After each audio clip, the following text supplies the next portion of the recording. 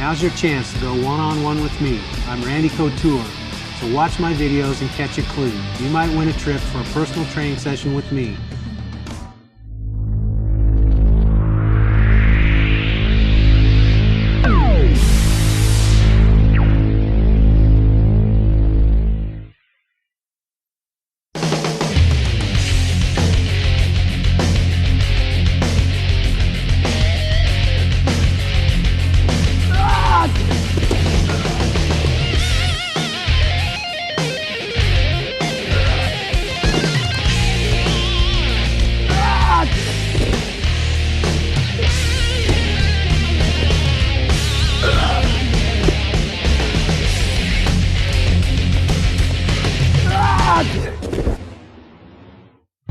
In this tape, we want to talk about clinch fighting and establishing dominant positions and exactly what those dominant positions are. And then once you establish a dominant position, the different takedowns and different options that you have as a Greco-Roman wrestler, and my background in Greco-Roman wrestling, there's a lot of different options that you may not have been exposed to from those dominant positions. It's a little bit different than the average clinch tactics of, say, a Thai fighter or a boxer who's basically trying to tie you up so they can knee or punch or stop you from punching him. So it's a little more offensive and a little more aggressive in that you can take your opponent to the ground very easily from this dominant position. I'm fortunate enough to have Nathan, one of Team Quest's competition guys, here to work with me. And a basic dominant position, after I use my elbow destructions and close that distance from that long range through that range of exchanges to the clinch range, is to establish an inside control. And when I say inside control, it means I'm eliminating lines of defense that my opponent has from keeping me from attacking his hips or his body, which is what I need to do if I want to take him down and control him. I eliminated his elbow and his hand, which are things that he can use to control my head and keep me away from him. Okay. I also am eliminating his head, which is something that he can put between us to keep me from attacking him as well. So by pummeling in and establishing that inside position, that dominant position, that underhook, okay, from this position, now I can begin to work and set my opponent up to take him down or punch him and kick him, elbow him, whatever it is you're trying to do from this position. Okay, notice it's important when I'm going to underhook a guy, I don't want it to be a shallow underhook, although sometimes I get stuck here and I can use this shallow underhook. What I really want to do is I want to isolate this part of my opponent's arm. So I want to come all the way up and I want to grab with my palm that front deltoid muscle. And I want to use that as a handle. Once I establish that underhook to the front deltoid, I pull my elbow down and into me. And effectively, I've isolated this part of Nate's arm, and that eliminates some of that torquing that once you get an underhook, some opponents like to try to do. And whizzering and torquing here, now he's taking control of me rather than me having a dominant position and controlling him. So if I use that elbow to my side and control that, isolate this part of Nate's arm, now I can move him around, pull him, and create a situation where I can steer him, maybe steer him to a wall or the fence or the ring ropes, or I can create tension in his body so that he wants to resist and get that arm back. And in that resistance is my technique. Okay, so it's important. Again, another really important thing here is my hips in relation to his hips. I have this underhook and I'm giving him energy, I'm pushing into him, and I'm not controlling this space in front of his hips. He can use that energy against me. He can throw me, he can headlock me from this inside position. So it's important in Greco, what we call this space here is the danger zone between his feet, where his hips are. As long as I establish that dominant position and I control that danger zone with my hips and my leg, now he can't get his hips through and use his power to throw me or execute any offensive techniques.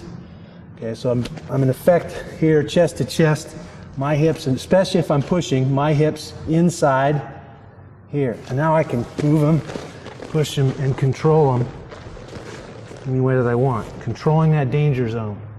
If I'm pulling, it's a little less important that I control that. I can create more space and pull here. because my energy is going away from him. I'm not giving him that energy that he can use against me. So that's one very important point. If you're pushing, you want to be inside between his feet. Control that danger zone. If I'm pulling, it's a little less important. I can pull and set up other techniques. Okay, so you're going to use a combination of pushing and pulling from this dominant position. Once I've closed that range, established that clinch range, I want to fight to hang on to this dominant position, single underhook. Another good dominant position sometimes is the double underhook. Okay, in this double underhook position, and we're going to cover some takedowns from this double underhook position as well. Two places I want to be. I either want to be right up here behind Nate's back of his neck, high, so that he can't bring his arms down and over and lock. See, if I'm here in the middle, he can lock and take some control here and take away some of my dominance. Or if I'm high, I've got him stretched out and I'm controlling him.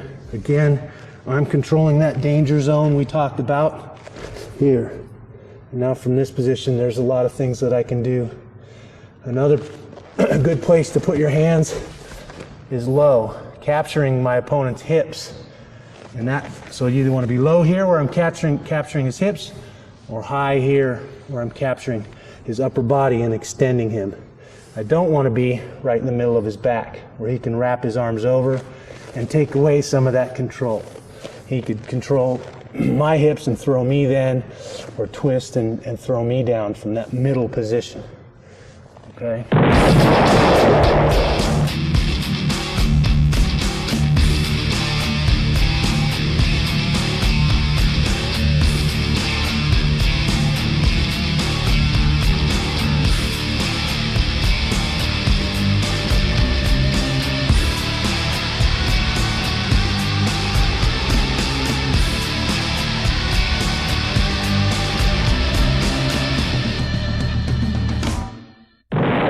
First takedown technique that I like to use and try and set up from this position. And it's important that you realize, depending on what technique I'm trying to set up, my head position in relation to my opponent's head becomes very important. For some techniques, I might want my head over here on the opposite side of my underhook. For the most part, to be dominant and to be effective, I want my head close to my hand on the same side as my underhook. Okay, again, controlling that danger zone. I can't emphasize that enough. Get careless here, and especially if you push in, you're going to get headlocked. You're going to get thrown, and that's never fun. So you want to control that danger zone, head on the same side as your underhook. And now I like to block. Either you can use the wrist, but generally it's pretty easy for your opponent to roll that wrist out. And if he's got a free hand in a fight, generally you're going to be eating leather. So I like to create that wedge and block on the bicep here above the elbow. I've kind of got counter pressure. I'm pushing away on the bicep on this side. I'm pulling down and in with the underhook on that side. And now I can steer my opponent and move him around and create those manipulations for takedowns and attacks. The first takedown and attack is a simple duck under. Now I have my option. This guy's probably going to be trying to free that arm so that he can punch me with that hand, or at least free that arm so he can re-pummel and establish some position of his own. So when he starts moving that arm around to try and free it, I'm going to use that energy that he's giving me with that arm to duck under. Okay, so he starts moving that arm around, I'm ducking under. I want to pull, I'm going to pull myself through and duck under here. Okay, now I want to drive my head through his body. As I come around the corner, I'm going to attack his hip.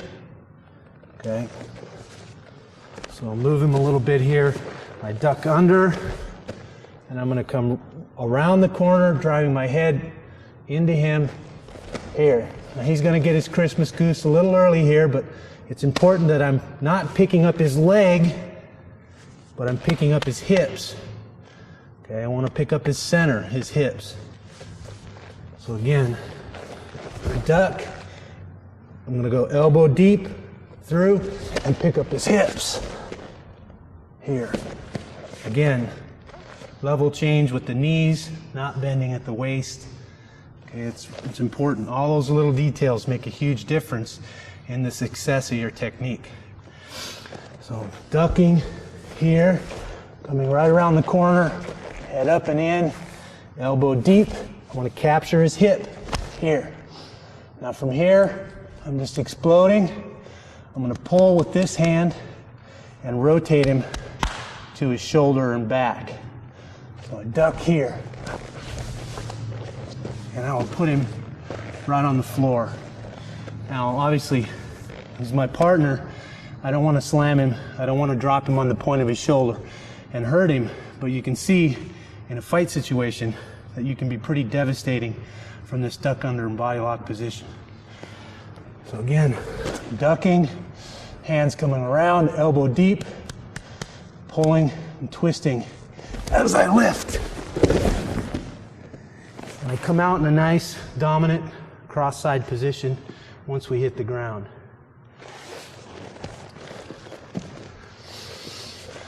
It's important as I duck, I can keep my head up and into my opponent. So I'm here, he's trying to clear that hand, he's creating that space for my head. Step, elbow deep.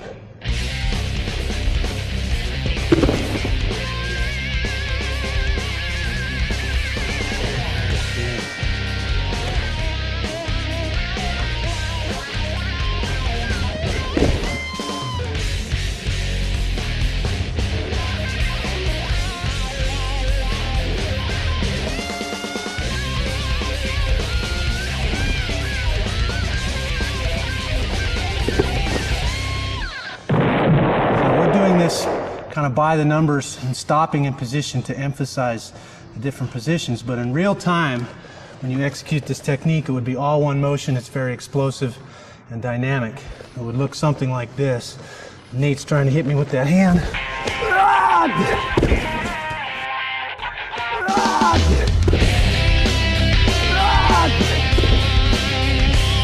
Another option from this underhook dominant position for a duck under, instead of ducking the far side, is to duck this near side.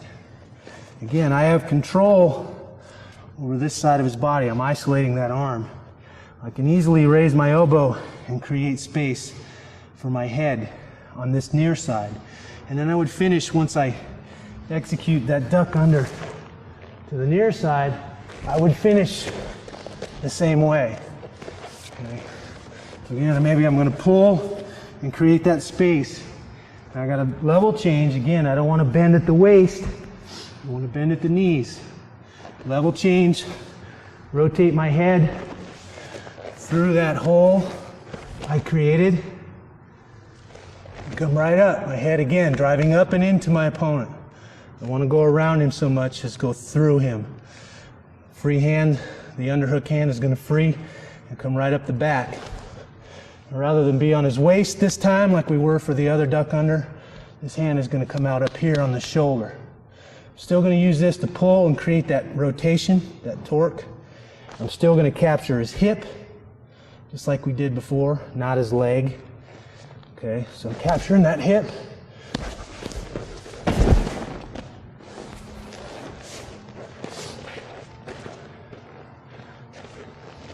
Again, ducking under the near side of the body. Here.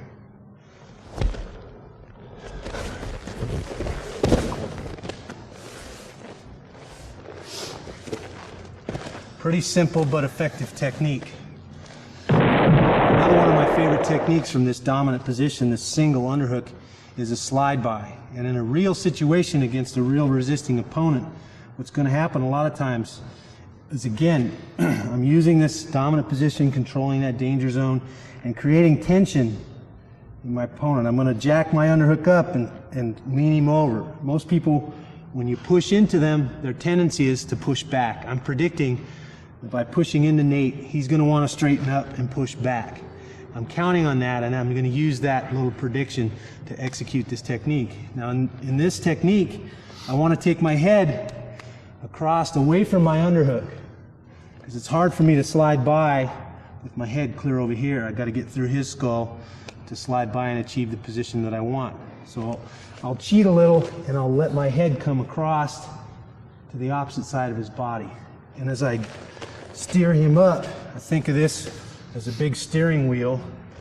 I'm going to steer him one way. Now as I feel him resist and start to steer himself back into a more upright position, I'm going to release that pressure. And see how he kind of overcompensates. I'm creating tension, he's trying to steer himself back up. I'm releasing that pressure. Okay, now I'm going to time my slide by with that little release of pressure. So I'm steering him one way. As I feel that tension build and he doesn't want to go that way, I'm going to change levels. My head's going to slide right past his arm. Okay, where I have my arm in the pit of his elbow, I'm going to replace my ear. Put my ear right where my hand is, right here. So I'm here, release that tension, and there's that squat, that level change, head up, hips in, and I'm attacking. My underhook hand is going to drop right to that far knee. Okay, from this position, I'm going to drive my head through his hips, through his body. I don't want to drive him straight back this way. If I drive him straight back, it's going to be really easy for him to fall to his butt and pull guard, and I don't want him to do that. If I drive laterally through his body, we as humans suck at lateral motion. When I drive laterally through his body, I can straighten this hand and arm out and avoid his legs, hopefully, and keep him from pulling guard. So again, steering him one way, release, level change, attack, and now I'm going to continue to drive through him, straightening out that bottom arm, driving my shoulder into his stomach, and coming out in the cross-side position.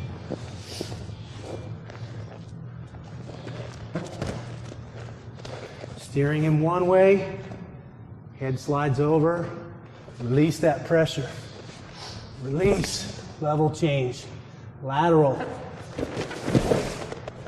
through his body, straightening that arm and hand out so he can't pull that leg under and achieve guard. And then I work right up to good cross-side position. Okay. So in real time, it would look something like this.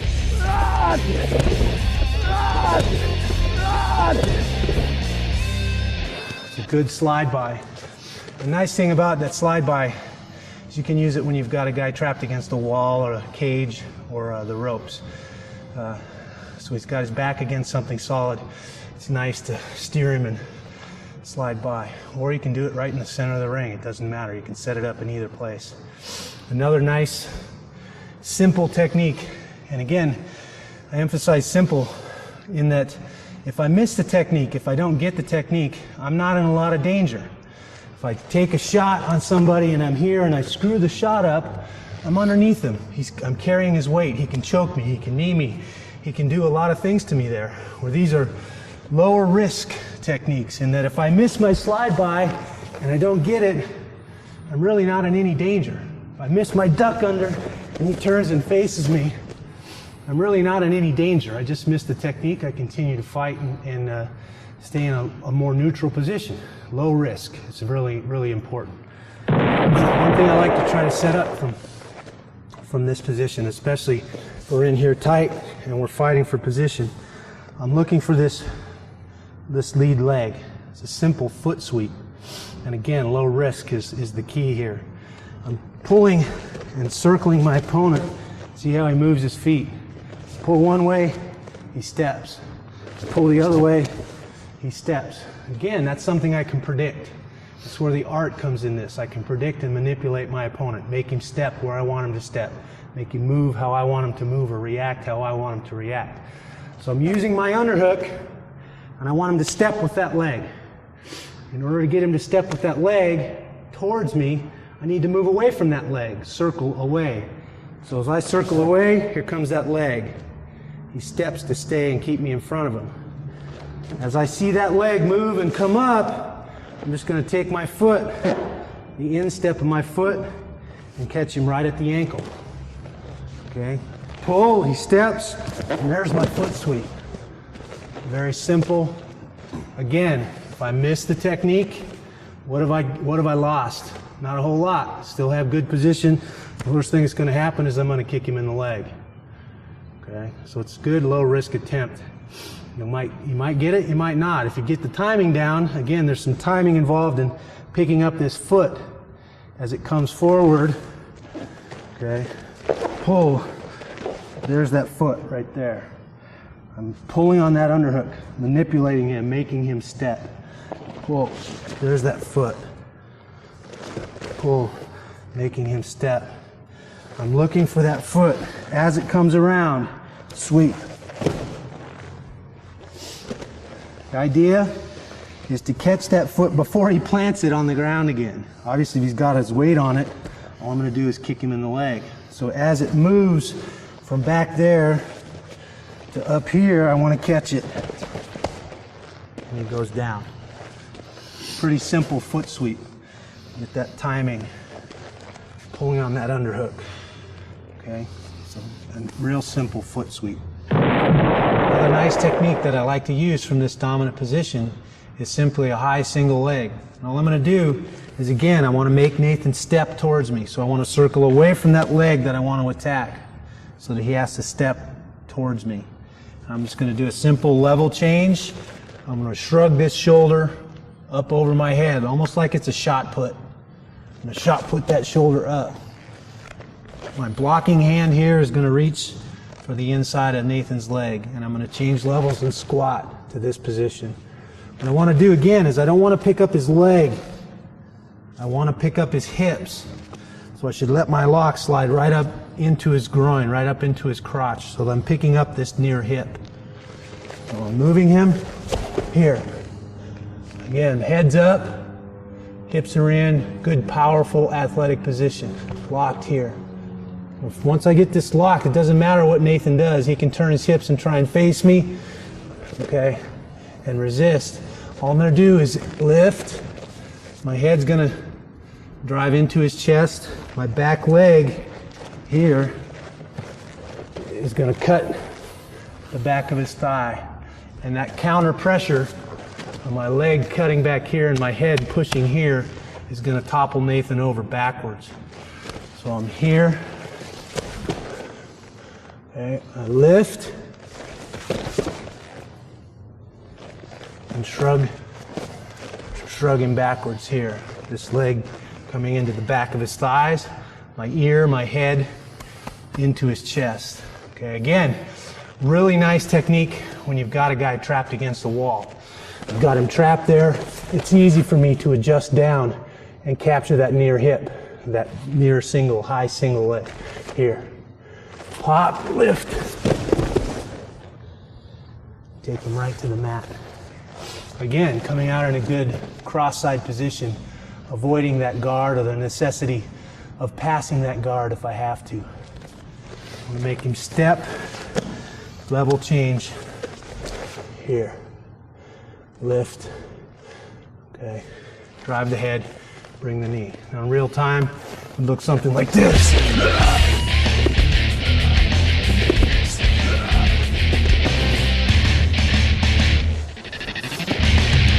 Actually, the more your partner or opponent resists, the easier it is to execute that technique. Another nice technique here is an inside trip. Now the inside trip is a little more of a commitment. I mean, if I commit to this technique, it's not as low risk is what I'm trying to say. I end up in this position a lot of times where Nate's got an underhook and I've got an underhook, okay, and I want to set him up to inside trip him. Again, same pretense. I want to trip this leg, so I want to circle away so he steps with that leg. Okay, you see him step. So we're here and we're in the over-under. I don't have to see it with my eyes, I can feel it. I can kind of see it out of my peripheral vision. I know if I move this way and pull on his back, he's going to step with that leg. Okay, again, it's important. My head becomes real important here. As I inside trip, I want to take my head towards my foot. If I don't, if I just step here, he's just going to pick his leg up and step out. I haven't achieved anything. Now if I really commit to this inside trip, boom, and he just steps out, step out. Now I'm in trouble. I've put myself in a position, okay? So your head becomes very important. As I make him step and I commit to that inside trip, I gotta take my head towards my foot. Another thing I like to think about is I'm gonna make a triangle with my thigh, lower leg, and this underhook hand. So as I step, I make that triangle right here. And I'm just sagging my weight through Nate's hip. He can't move this foot to step back and keep his balance. He goes right to his back. Here. Now, a little different here is that we end up in the guard position. So now I've got to concentrate on how I'm going to pass Nate's guard. But again, an effective technique. Circle away, he steps. Take down with an inside trip. Okay. Circle away, he steps. Inside trip. Okay. This again is another nice technique that you can use when you've got a guy trapped against a fence or a solid barrier. It's easy for me to step in here and take that leg out and create that space for him to fall into. The inside trip is real nice. Another technique, again from this dominant position, and we're just going to rattle off techniques because there's so many options. There's so many things that you can do from here, and you got to figure out which ones you like, which ones fit your style and your body type. But another nice technique from this position is a knee block. Okay, and what I'm going to do from the knee block, unlike the last couple that we've covered, where I was manipulating him to step with his near leg, here, I want to make him step with his far leg, the leg that's away from my control point here. So I'm going to circle away from that leg. See how he stepped? He's going to react to your motion. He's going to react to keep you in front of him. So as we're fighting here, I'm stepping away, making him step with this leg. All I'm going to do, again, I don't want to keep my head over here close to my underhook because I'm attacking this side of his body a lot like I did on the slide by. I want to let my head float over here, closer to the point where I'm attacking. I'm going to take advantage of my opponent's lack of lateral motion again. All right, make him step, level change, and I want to block him right at the knee. I'm going to run my hand through his chest, and I want to drive him back this way. Again, I want to drive him laterally. He's going to fall easier, he's going to go down and have a lot less options. Plus, I'm going to be able to hopefully avoid his guard if I drive him laterally, okay? So I make him step, drive him laterally. And you'll notice, as we come down, I draw an imaginary line between him and me. I don't want to get tangled up in his legs. I don't want to come down on his knee, okay? So I draw an imaginary line between us. As I knee block and run him over, I'm going to stay on my side of the line, and he's going to stay on his side of the line. I'm running him laterally through that block, and I slide right in to my hip, right into that cross-side position again, here or here. Okay. Now it might take me 3 or 4 or 5 steps to knock him over, to run through him. He's not just going to fall right in place. That's okay. It's explosive. Making him step and then driving through him. Okay. Again, in real time, you're here, you're fighting, you've got your dominant position. You make him step, level change, drive him over that knee block.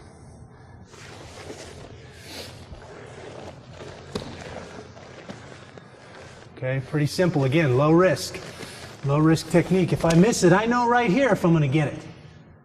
I know right here if he's going down. So if I've missed it, he steps out, I'm still in no danger. Low risk. Okay. We'll talk about the inside trip and being in this body lock position. Okay. Okay, the inside trip is a good option from that body lock position. Another option from the body lock position, where he's got the same thing I have. Okay, he's got an underhook, I've got an underhook. We both got our hands locked, we're both in this position. It's a 50-50 deal. If he knows anything and he executes first, he's going to score. He's going to take me down. He's going to knee me, punch me, whatever the case may be. It's a 50-50 position. Okay, so I don't want to hang out here. I don't want to spend a lot of time in a 50-50 proposition. I want to either change my head and establish a good dominant position where I have control, okay, or get about executing some technique from here. An inside trip. Okay, in this case, what I'm going to do is capture his hips and just body lock him, bear hug him to the mat. What I'm doing is, again, I don't want my lock up here on his back. I need to capture his power, which is his hips. So I'm going to step and suck his hips into my hips.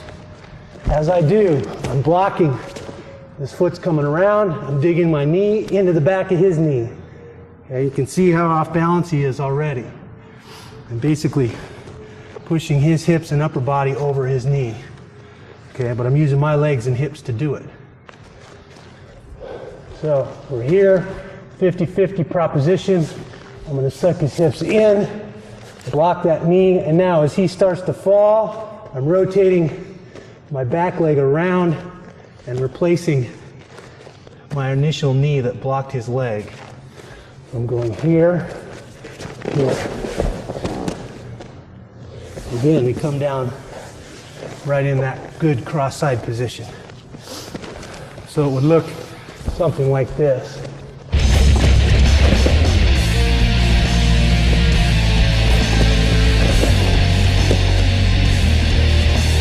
More about establishing position and executing technique before he has a chance to execute technique from that 50-50 position. Okay, it's real important. Another thing I can do from this body lock position, and one that I kind of like, again, it takes some timing, and again, reading my opponent's hips and feeling where he's at from this over-under position, is just a simple twist or off balance. What I want to do is, I feel his underhook. I'm going to lace my hand over his elbow and under by his tricep. And now I'm going to pull with my underhook here, and I'm going to push on his side with my wrapped or weaved hand. And if I do that, you can see how his shoulder moves towards his ear. Boom. I'm off balancing his upper body. Now I'm going to coordinate that little twist or off balance with a step and my hips. Again, your power comes from your hips. In order to do this, I'm going to have to use my power or my hips to move his body weight around that corner. Now, I don't want to, and a real common thing to do here is to just switch your feet. That's not what I really want to do. That doesn't get my hips or my power into his power. So I start in here with my left foot or my underhook hand forward. When I go, I'm stepping forward, penetrating his danger zone there with my back leg. Okay? So I'm here, I'm weaved, I'm stepping. You see how my hips come up underneath his hips. Here. And now I'm going to twist, basically steering him or rotating him around that 180 degrees. Okay. Here, the other side, same thing. Okay. Pulling here, pushing here, twisting with the hips.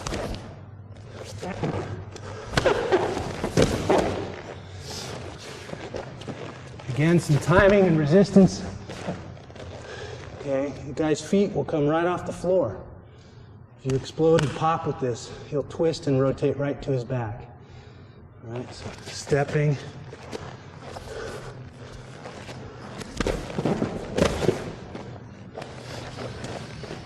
Okay, so we're here, we're pushing, we're pulling, we're fighting in this position.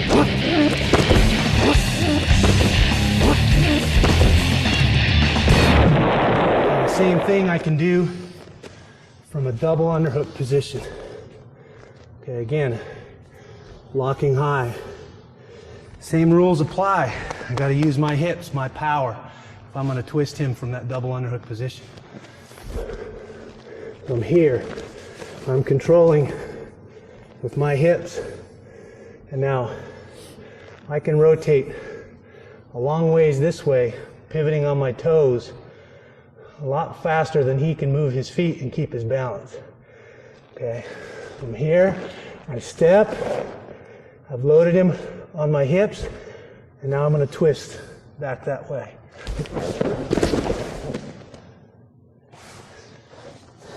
Okay, so whether you do it from a single underhook, where you're stepping and twisting, or from the double underhook, where you're stepping and twisting, the technique with your hips and the step and the basic technique is basically the same. You do it from the single underhook dominant position or from the double underhook dominant position. Okay, here.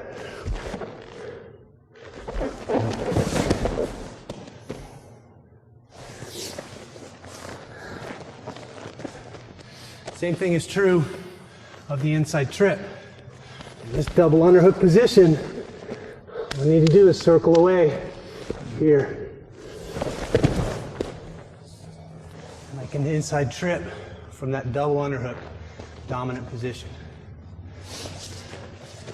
Pretty low risk. The only thing I don't like about it is I come down in his guard. I still have to pass his guard. But it can still be an effective takedown, especially against a guy you're having trouble manipulating. You're having trouble controlling. I get him here, and I don't want to let him go from here. I want to make him fight from here. Steps. Inside trip from the double underhook position. Okay. There's a lot of techniques, a lot of takedowns right there in that little sequence of events.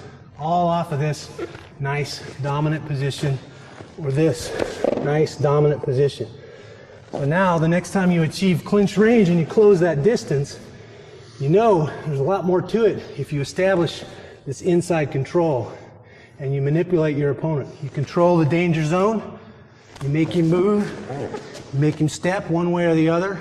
You got 7 or 8 different options for takedowns for knocking your opponent down. And that's not even getting into the opportunities you have to strike him from this position.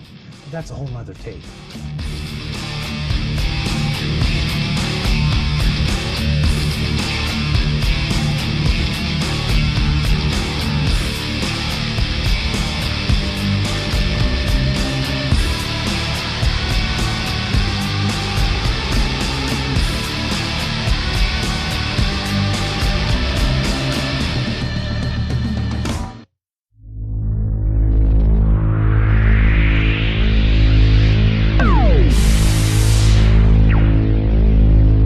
Now's your chance. Now's your chance to go one-on-one with me. I'm Randy Couture. So watch my videos and catch a clue. You might win a trip for a personal training session with me.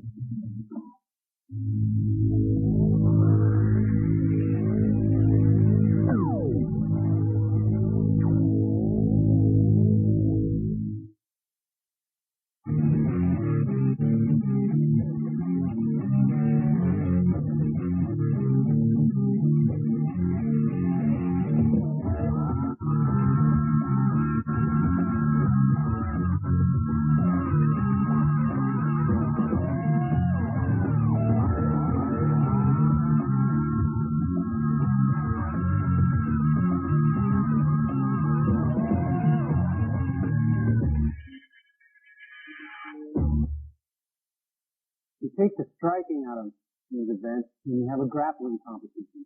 And today in this segment I want to talk about grappling takedowns. My name's Nathan here, this is my assistant. We're going to cover some tie-ups, some hand control, and some different setups, and then a few different takedown situations for grappling events.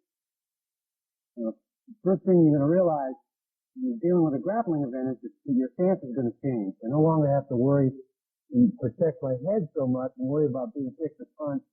What I have to do is protect my hips. They do keep me taken down. So it's going to cause me to take more of a traditional wrestling stance and move and operate from this position. From this traditional wrestling stance, I'm going to use couple lines of defense. The first one is my hands. I use my hands to keep Nathan away from me. My elbows, Nathan gets through my hands. And the last one is my head. I want to try to keep my head a little bit lower than my opponent's head. We use several different tie-up situations where in order to move Nathan and break down those lines of defense so that I can attack his hips and take him down, I've got to use my hands and move my feet to create motion and create those opportunities to penetrate and take Nathan down to the mat. One common tie-up is just a double bicep tie-up. Grabbing both of Nathan's biceps, and now from here, I can steer him and make him step and manipulate him so that I can penetrate and take him down. The bicep tie-ups are very effective. Another common one is the elbow tie-up. I move into my opponent and he wants to put hands on me to keep me away from him. The way that I like to approach a lot of takedown situations is moving into his comfort zone so that he wants to put hands on me to keep me off of him and keep me away from him. He's giving me those elbows that I can grab. And I don't want to just hang on to him. I want to pull him in so that I have control of him. I use light hands and put him up here. He's still got bicep tie-up. And now he can steer me and manipulate me. So when I grab those elbows, I want to make sure that I pull him in and take control of my opponent. Now I can move him around and steer him and create those little opportunities to change levels and penetrate. A couple other common tie-ups is what we call, some people call a Russian tie-up. I like to call it 2-on-1. A lot of times your opponent in a grappling situation will grab a hold of you.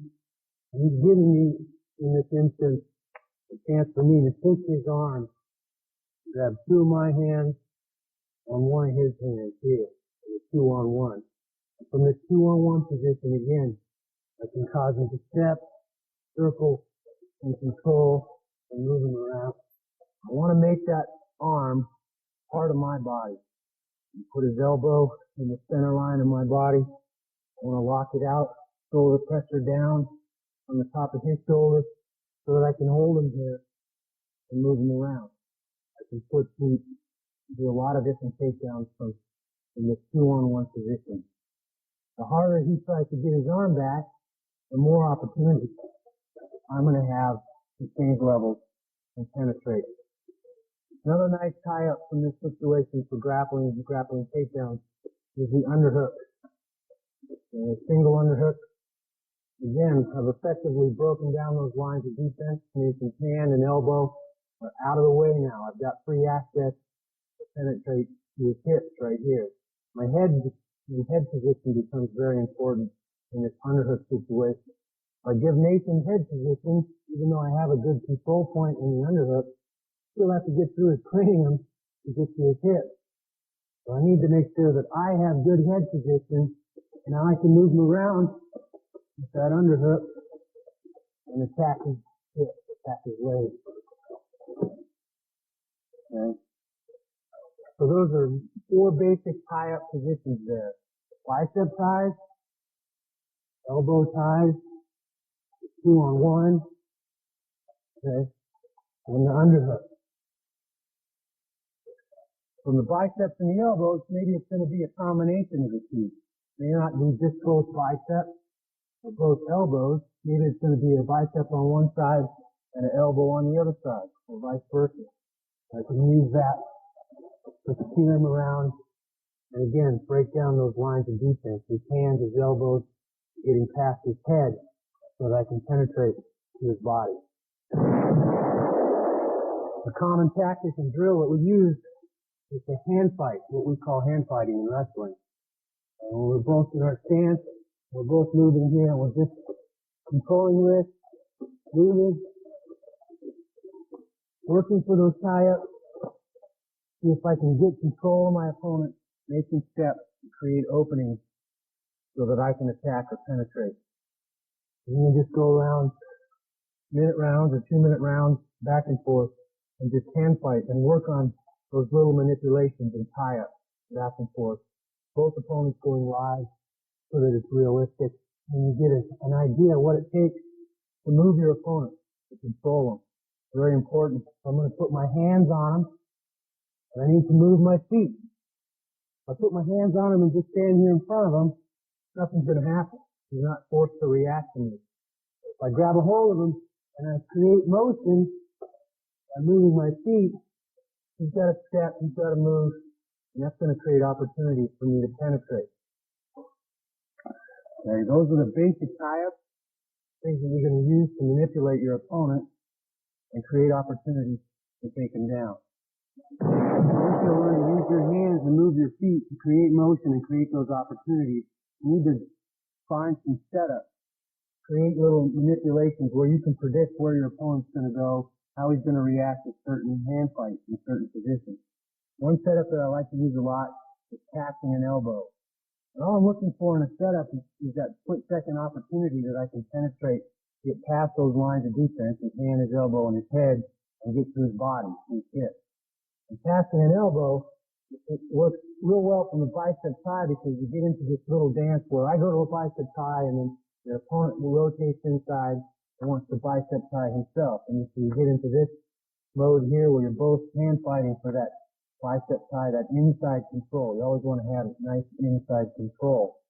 Now as I rotate to the bicep and I feel him release, and he starts to rotate his hand around, I'm going to use that opportunity. I know he's going to do that. I can predict that.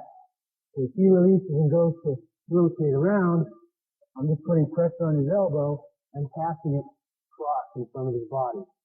Notice as I pass that elbow and take advantage of that little opportunity, those lines of defense are out of position so I can penetrate his body. I start my level change for my penetration so that I can feed off of that little setup.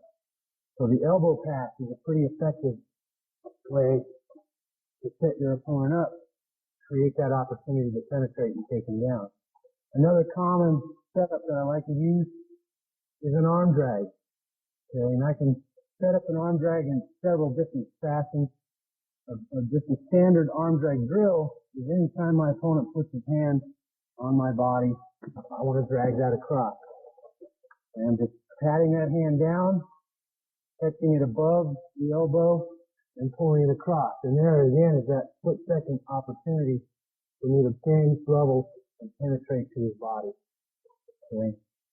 So just a simple drill to get the hang of the arm drag is here, here, here, here.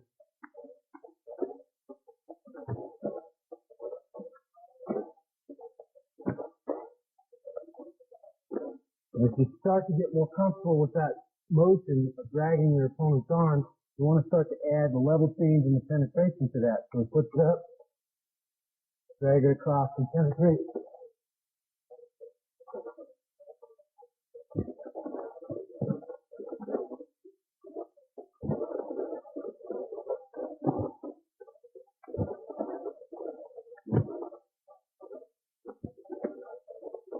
Now when you go home next Christmas and your grandma puts her hand on you, you arm drag her, and you throw her down. Works real well. The idea is that you do it enough so that it becomes second nature. Every time someone puts their hand up there, you're anticipating that, you're seeing that, and you're creating that arm drag and that opportunity to penetrate. Okay, we talked a little bit about the 2-on-1. That's a good tie-up, a good way to set up that 2-on-1 and use that 2-on-1. Again, it's to force your opponent to call a tie or put his hands on it. As soon as I move into his comfort zone, keeping my lines of defense in position, and he puts those hands on me, that's what I'm waiting for. I'm going to cross, sweep across. I'm going to rotate my shoulder, move my feet, and pull that arm across. That baseball grip on the wrist, elbows to the center line of the body. Now in this position is my setup. Whether I circle one way and make him step with a single, or I make him circle the other way and put some pressure on him so he steps there. It depends on what technique I'm trying to set up. But being able to, every time he puts his hand up there, pull that 2-on-1 in, and again, eliminating those lines of defense for that split second, establishing some control so I can create that opportunity to penetrate. A real common way and another setup that we like to use is that underhook. And there's several different ways to get into that underhook position. I can either be aggressive or I'm pounding the head. You know, and you're taking a risk in reaching for your opponent and putting your hands on your opponent. But if you have a goal in mind and you're trying to achieve a good tie-up position, then you're probably going to be all right. So I'm coming to the head. For some reason, your head and arms, obviously they're connected. You put some pressure on that head, create some space under that armpit for that underhook. So I clobber him, and there's my underhook. Once I establish that good underhook position, that control point, now I can start to move him, again creating that motion, eliminating those lines of defense for that opportunity to penetrate and take my partner down. Okay. Another common thing that will happen is, again, moving into your opponent so he puts his hands on you. Okay. Again, a little more passive approach. I want to move into him so he puts hands on me. And now I'm just going to bump this out of the way with my crossed hand. As I bump it out of the way, I'm digging for that underhook position. Okay. And again, from here, I'm looking for that setup where I'm making him move his feet and react to me. Those are the basic setups that you're going to use to create opportunities to take your opponent down. We're going to demonstrate that elbow pass a few times in a more of a live situation, again, like the hand fighting that we did earlier in this segment.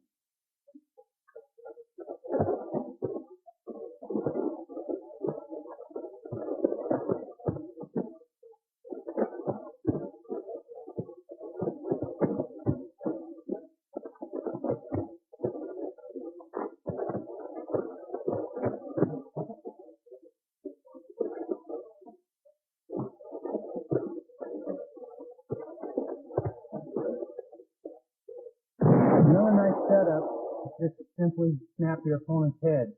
Basically, I'm just going to club him with a forearm, make him move, make him blink, and give him some pressure on his head.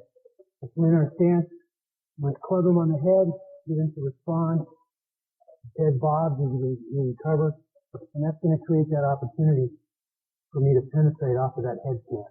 Pretty simple thing. Just clubbing him in the head, using that forearm.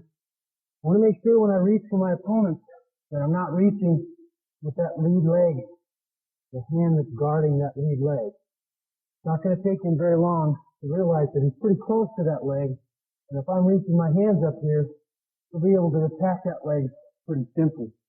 If I'm going to put my hands on my opponent, I'm going to do it with that hand that guards my trail leg, the leg that's furthest away from my opponent. That's important when you're working on a head snap or any other technique or setup where you're reaching and trying to put your hands on your opponent. So I want to keep that guard hand in position. He reaches for that leg that's closest to him. I can send that attack off. I've got my arm, elbow, and hand in between my hip or my body and my opponent. I'm going to mess with him if I'm going to set him up and use my hands. I'm going to do it first with that trail leg hand. Here.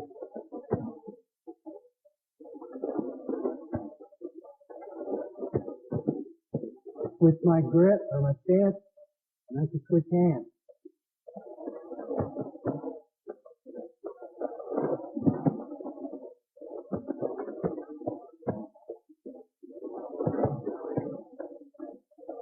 Once I get that hand on him, I've got elbow in position keeping him out. Now I can bring that other hand up and use it as well to create the situation I need for a setup for penetration. And the first and simplest takedown that I want to cover is just a straight double leg. The most common, the first takedown you would teach a little kid if you're teaching him how to wrestle. Again, it involves some basic techniques or basic skills that you need to know for any takedown. The first basic skill is going to be a level change. Okay? You go from a head-to-head position. I want to bend my knees, keep my head up, lower my hips, and change levels with my hips by bending those knees. Here. Now I'm in line to attack parallel to the mat through my opponent. Common mistake is to not change levels and penetrate at an angle to the mat So at some point back there, as my opponent moves back and starts to counter my takedown, I run into the mat, and that's as far as I continue to penetrate. If I change levels and move in a parallel fashion to the mat, I can go as far as I need to go to run through my opponent and take him down. So it's very important that you get this level change down so you can move your hips parallel to the mat and drive through your opponent. Now it doesn't matter, you can use a lot of different setups and a lot of different tie-ups to execute a double A. You got to figure out, as you use your hands and move your feet to create those opportunities to take your opponent down, which ones are going to work best for you, for your style, your body type, your speed, your flexibility, your strength. All those things play into what kind of grappler, what kind of wrestler you are. And once you have that level change down, the next thing you need to learn is penetration, how to cover the space between my hips and his hips as I attack his body. And the hard part about that is I want to change levels first, and now from here, I want to cover that distance. Obviously, from outside an arm's length, and giving him a lot of time to react, a lot of time to counter my takedown. So I want to make sure that I'm not clear back here outside of an arm's length. I'm going to try and penetrate and cover that distance. The more time I get him to react with his hips and sprawl and stop me from taking him down, the less my chances are that I'm going to finish that takedown. So I at least want to be within an arm's length. I'm going to change levels and then penetrate. And I'm doing what's called a rock over step. I'm rocking over my heel toe to my knee. So here. I bring that trail foot up. I have to change sides here. I penetrate, level change, penetrate. That trail foot comes up. I don't want to leave it back there. Don't have a very good base to it. Here I've got a nice foundation. Doesn't matter if Nathan moves away. I'm still here holding my own weight. I'm still here in a good foundation and in position. Penetrate. I want to make sure as I wrap my hands, I'm going to wrap them low on his calves. I don't want to be on his thighs. I don't want to be on his fruit of the loom. I want to be down on his calves. If you're going to bend or control a tree limb, you don't do it in by the trunk where it's strongest. You do it out on the end of the limb where it's easier to control, easier to bend. Same thing is true here when I'm trying to take him down. Okay, so level change, penetration, bring that tail leg up, and now, very important, especially if I'm grappling and I want to avoid Nathan's guard. I don't want to just drive him straight back to his butt. I drive him straight back to his butt, come out right in his guard. And now from his guard, obviously I have to figure out a way to pass. Depending on who you're grappling against, that can be pretty difficult. So, once I level change, penetrate, tail leg comes up. It comes up for another reason. I need to drive off of this foot and turn the corner. Again, I want to take advantage of the fact that humans on two legs don't move very good laterally. Okay? I drive him straight back, I end up in the guard. I drive across his body, driving off this trail foot. I have a pretty good chance of avoiding his guard and taking him down. So from here again, wrapping to the calves, I'm going to switch with this inside foot. I want to put my hips in line to go that direction, across his body.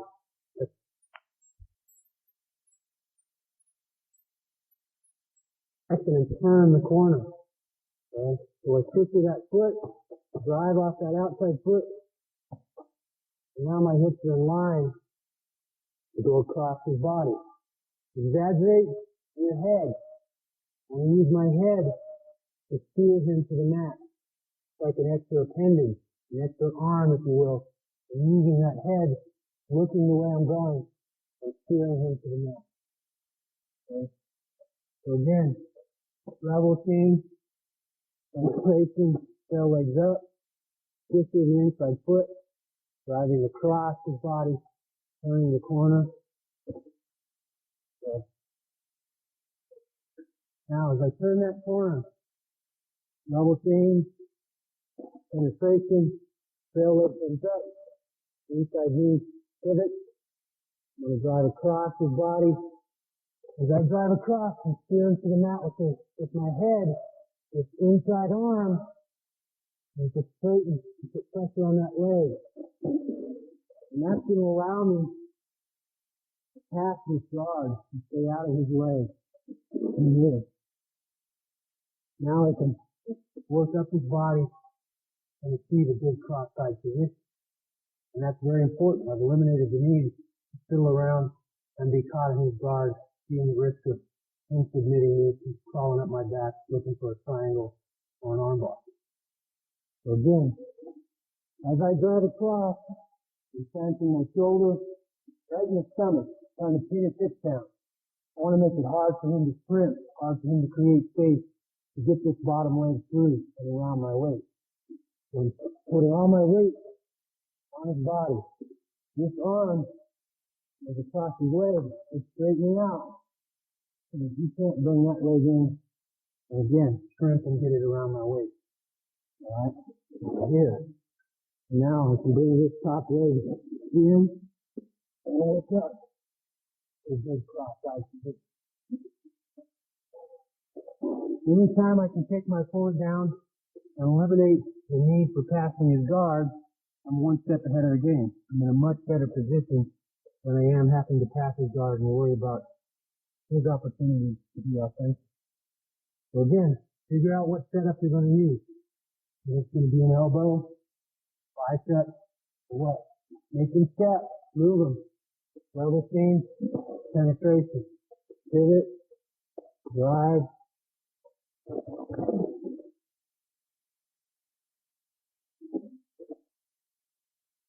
Okay. Nice double leg, turning the corner, driving across my opponent. One thing I like to try and add to that sometimes is what we call in wrestling an ankle weight. Okay. By taking down, as I take him down here, right here, his legs generally are still against the mat. He's trying to flip and create space to pull guard.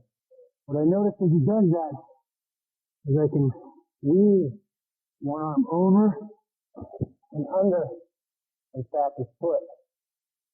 And tapping his foot makes his ankles and keep pressure on the bottom side. If you're here, I can start to work up, isolate this ankle. And there's a position here if you get lucky enough to catch somebody. Just putting my knee in his stomach, working up. I can go to his toe, crank his ankle, or I can sit back, okay, and crank his chin into his calf. Here. Trapping his hip.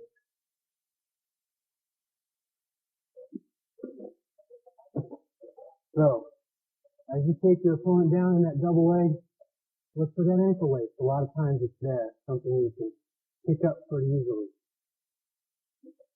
Do some double legs here, a little more real time, kind of give you an idea what double legs look like in real time at real speed.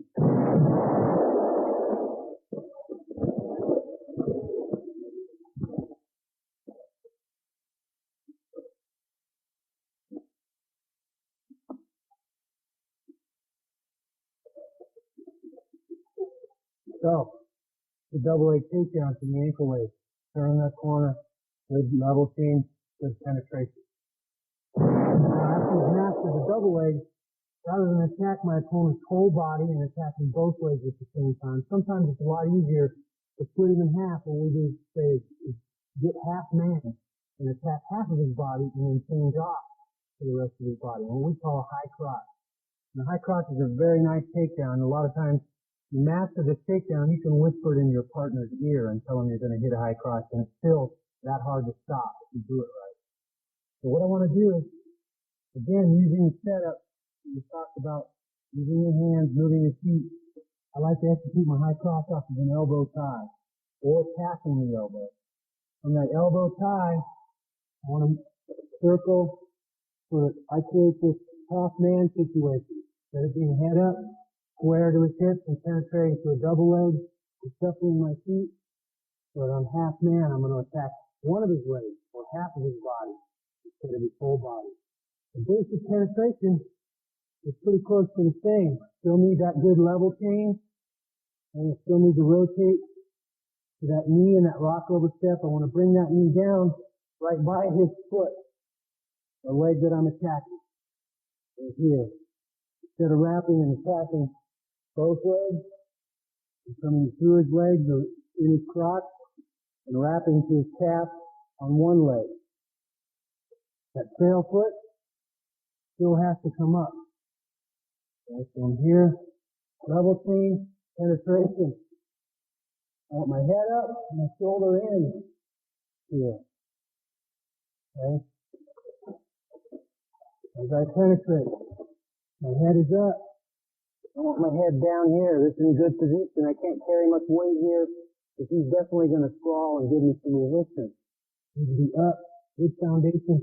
My power, my hip, as close to his leg as I can keep it. If he's going to try and take this leg away from me and sprawl, I've got to be able to hang on to it and stay in position here. Again, good foundation, moves away. I'm still carrying my own weight. I'm not leaning on him. I'm not out of position. Okay. Here, nice and tight. Good position. Right here. Trail foot is up. Still need that dry foot, because I still need to turn the corner to the high crotch. Now, as I penetrate here, and I secure this leg, I want to turn that corner, grab my nice cauliflower ears into Nathan's ribs, drive across his hip, and put all of his weight on that free leg, make him hop. Here. As I drive back up into him, and make him stand on that free leg, now I'm going to change my grip on this leg, here to here. Changing from the high crotch to the double. I'm going to continue to drive across, turning that corner and driving through him. As I reach for that double leg, again, I want to emphasize straightening this leg out so I can avoid that guard. Here. Again, I can look for the ankle lace at the chair, but more importantly is the position. I keep my shoulder in the stomach, keep the foot pinned to the mat, and work my legs up. A good side position. High crotch. Off the elbow tie, half man, double chain, penetration. Here. Driving. Again, twister, sit it on that inside knee. Now, a lot of times, a good drill from here is I'm just going to have Nathan turn. I've already started in this position right here with my hips in, the position I should be in. And the drill is to work on keeping this position as my opponent moves and adjusts and tries to take this leg away from me. And Nathan starts to turn and try and take that leg away.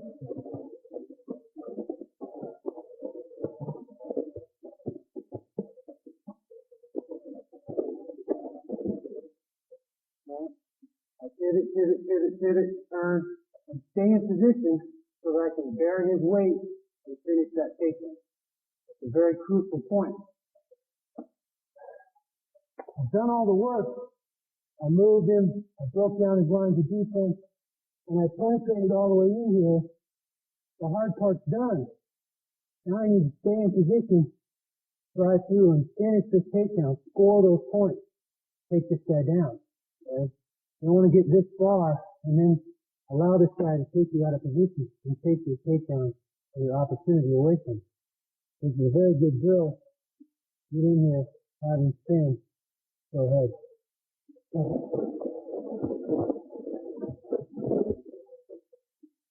As you spin, keep position, and then finish your takedown.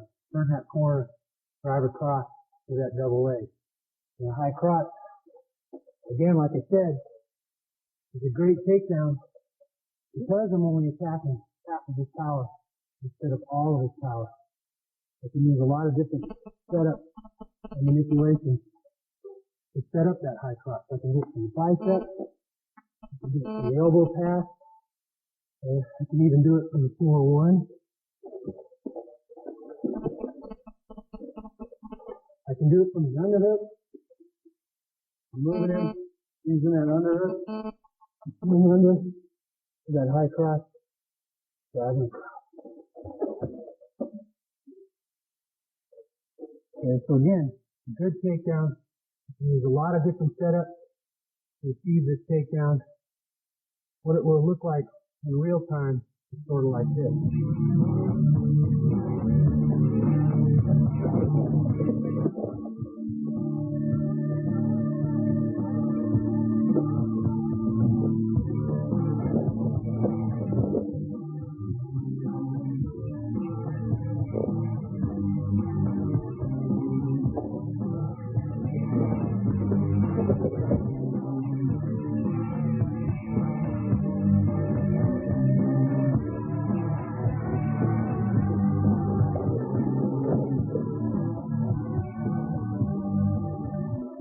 That's the high crotch takedown.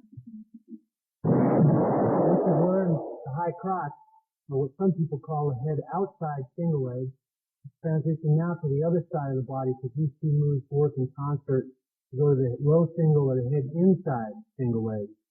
And again, several different positions that I can execute this technique from with this takedown, several different setups.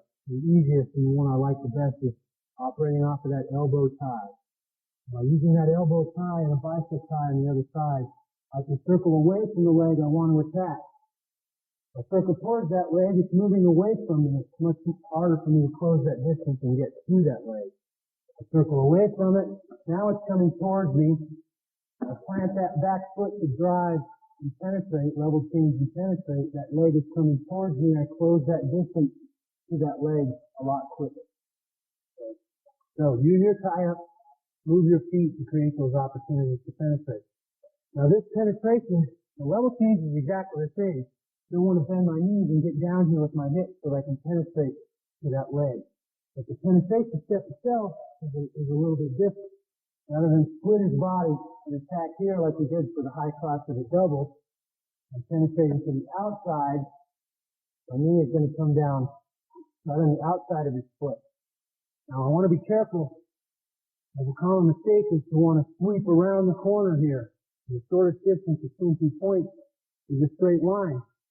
Even though I'm moving in a circle, I want to make sure when I penetrate, I'll penetrate in a straight line to that leg.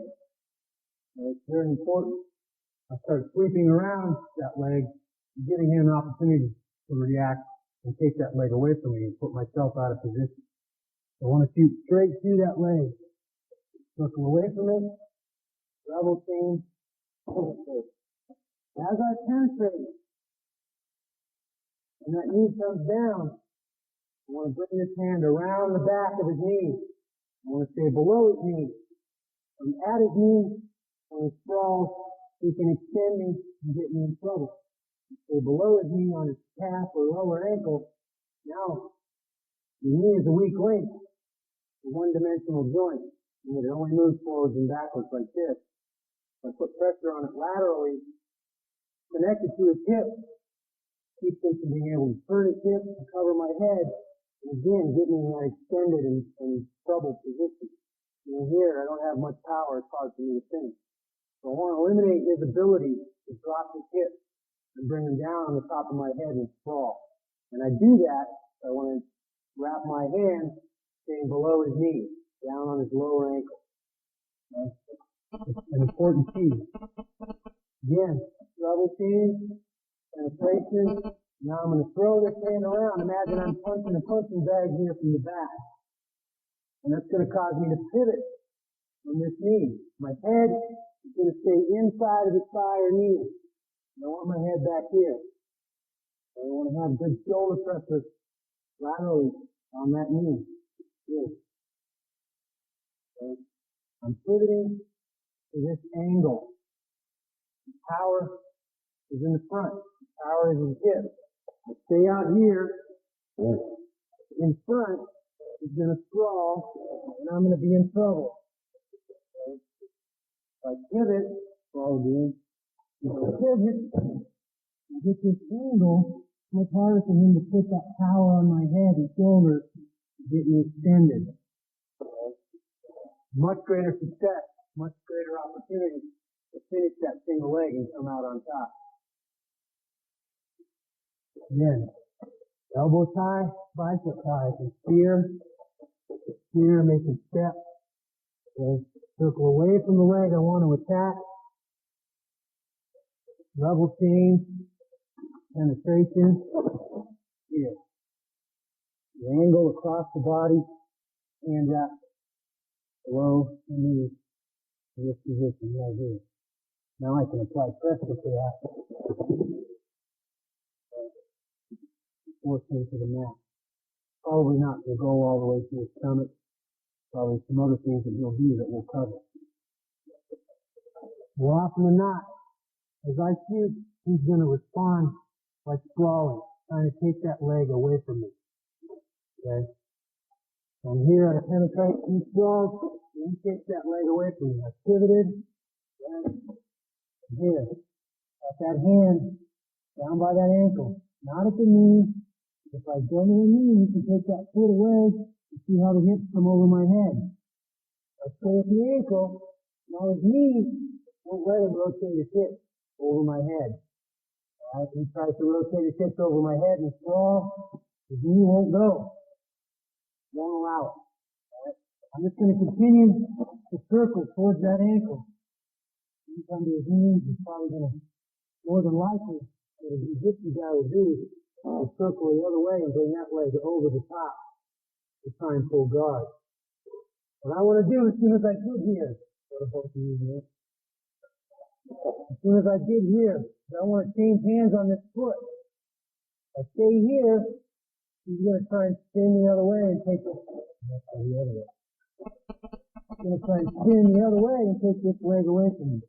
There. What some guys will do is this. Spin out. And I want to be aware of the options that my opponent has in every situation.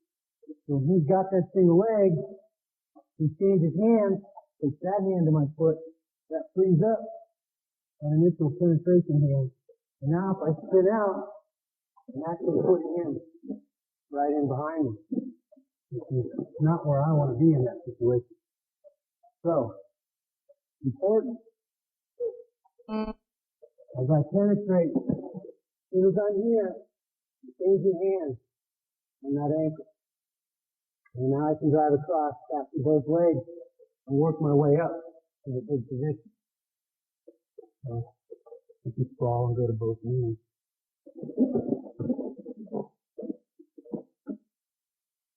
Yeah.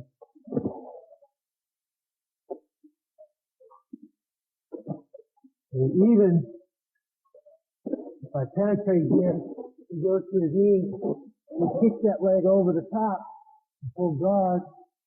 As I change hands on that ankle, I'm looking to pass that leg and attack.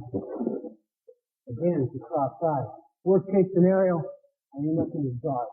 Okay, so I have to pass his guard. That's okay. Still taking him to the mat, still taking him down. Score those points in the grappling situation. So you see that single leg takes several different scenarios and several different options for you, but it's a really, really good takedown. Again, level change penetration. Get that angle through his body.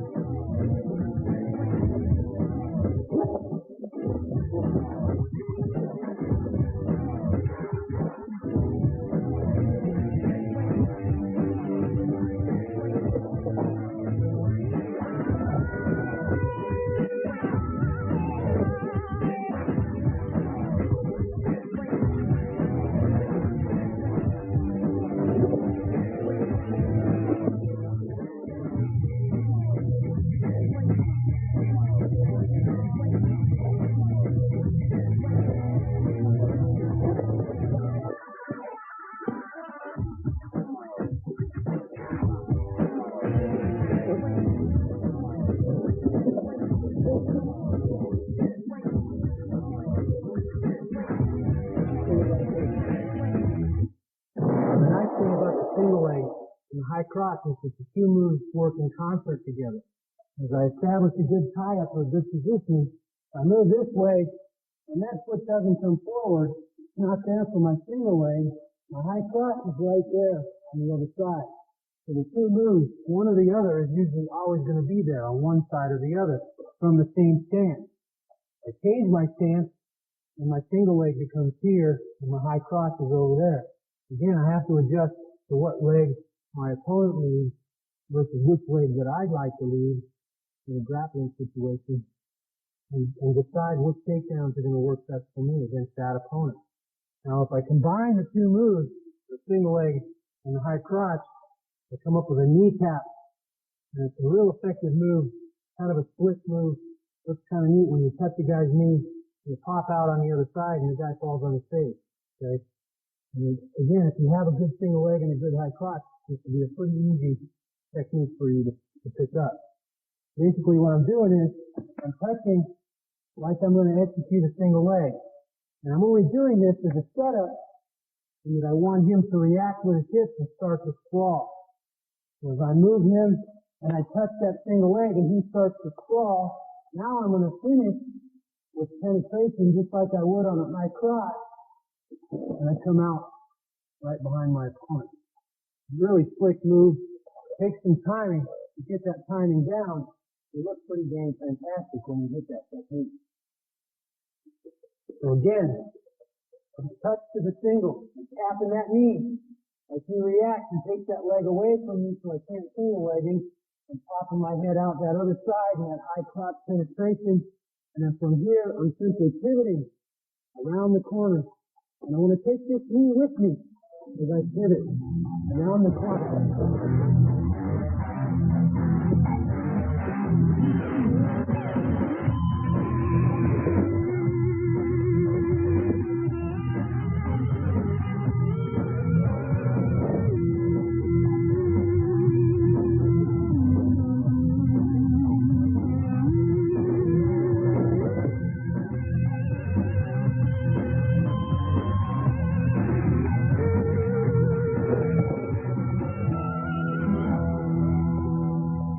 Level change in your penetration, even though in this technique, kind of a combination of two penetrations are pretty much basically the same.